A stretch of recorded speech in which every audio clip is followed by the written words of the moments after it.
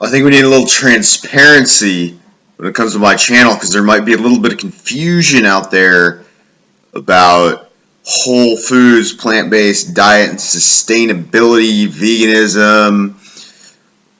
Is he vegan? Is he not? What's he doing here? Because I got videos up there, being an outdoorsman, being a sportsman. We need to talk about this a little bit. So my lifestyle since March has been a whole foods focused, plant-based, sustainable diet, but also including foods that would be considered junk food intermittently, high-fat foods intermittently. For example, I do use olive oil intermittently to cook some of my foods when I'm doing culinary creations and whatnot. I do eat French fries if I'm at a restaurant and I have no other options, where every single entree on the menu has a meat product or an egg product in it or cheese. I will get something like French fries and then a side of broccoli and a side of rice, and I'll kind of make my meal of sides, which isn't very fun, but at least I'm out there, with the people that I enjoy being with, which is fun. The eating may not be as enjoyable, but it's fun to be out with the people that I'm eating with, and I'm not starving myself. That's the key.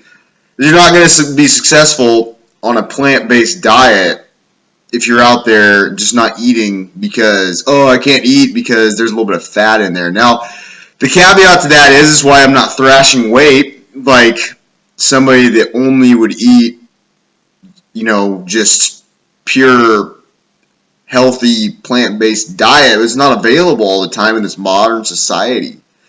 And I'm not going to starve myself because that's just stupid.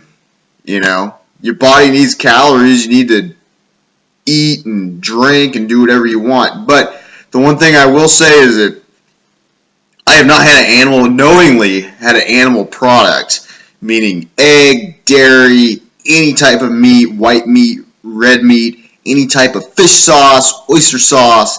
I have not knowingly consumed anything like that since March of this year. And I plan to continue living this plant-based lifestyle. And I don't want to say vegan lifestyle because I wear leather boots and I have a leather belt, and I think sustainable farming of animals, ethical sustainable farming of animals is totally fine. I don't have a problem with it.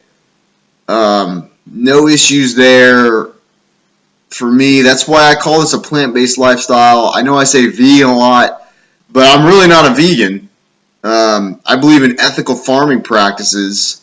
Grew up on a ranch. I think that the taking of fish is appropriate if it's sustainable, if it's ethical, if it's consumed properly, if it's not done purely for pride, if it's done in the spirit of a sportsman.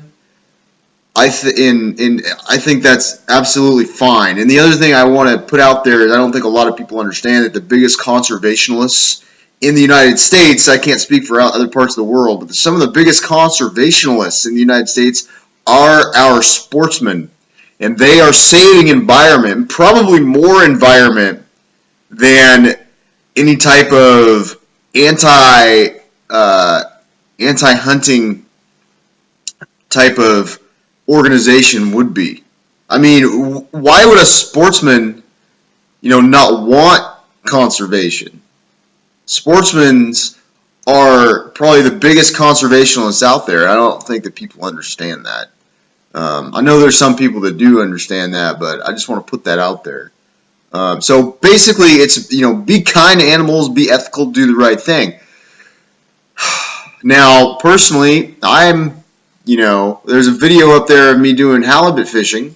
I didn't consume any of that halibut, but it went to other sportsmen that I was with, and it was consumed ethically, and, it nourished them, and they want to take the risk-benefit of eating animal protein. That's fine.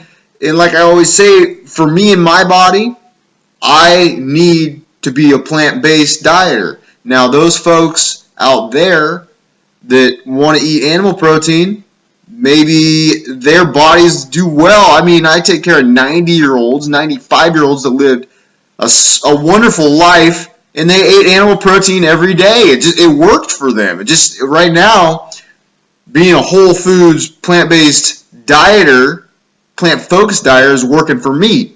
And I want to say, to maintain the lifestyle, sometimes you're going to have to eat a French fry. For me, that's what works for me. I also drink coffee.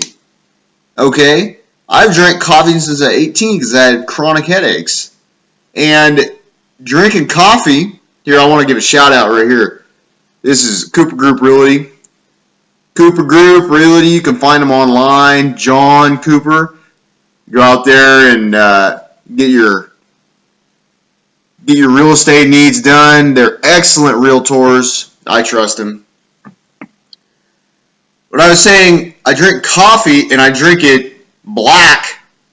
Black is midnight on a new moon, which is the way coffee should be drank if you like coffee. Now, if you put cream in your coffee and you like, sugary drinks, what you actually like is cream and caffeine. Maybe not so much the coffee, but that's just my opinion. You drink coffee with me, you drink it black. You taste the coffee, you enjoy it. You go to a spooning. When you go to a spooning of coffee, there's no cream in there, okay? So I don't really understand any of this cream business. I do understand it, but I just leave it out, man. Just drink some coffee.